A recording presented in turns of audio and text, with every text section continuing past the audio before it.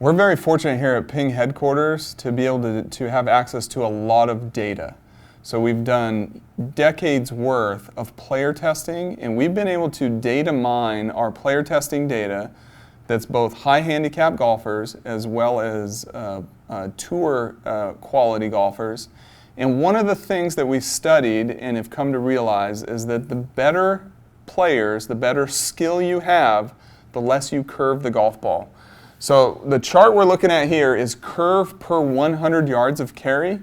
And you can see the tour players have the least amount of curve. There's an obvious exception for this in Bubba Watson, and he's truly an outlier in that he has a lot of speed and he hits a curving shot for control. But when he wants to hit his longest drive possible, he reduces a lot of that curve and hits what he kind of refers to as the high bomb. But what you see here is that the better players curve the ball less.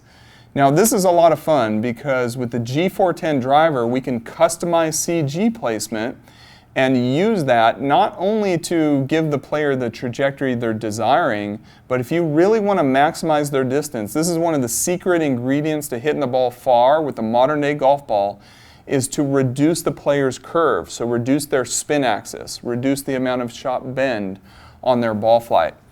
Now, we can also look at this from a strokes gain standpoint. Is it better to curve the ball for control, or is it better to reduce your curve for distance? Now, there is some evidence that having a little bit more curve on your trajectory over a lot of shots on the golf course can lead to an ever so slightly smaller stat area. But when we look at this from a strokes gain standpoint, it's going to benefit you and your golfer if you can reduce their curve and hit dead straight tee shots overall.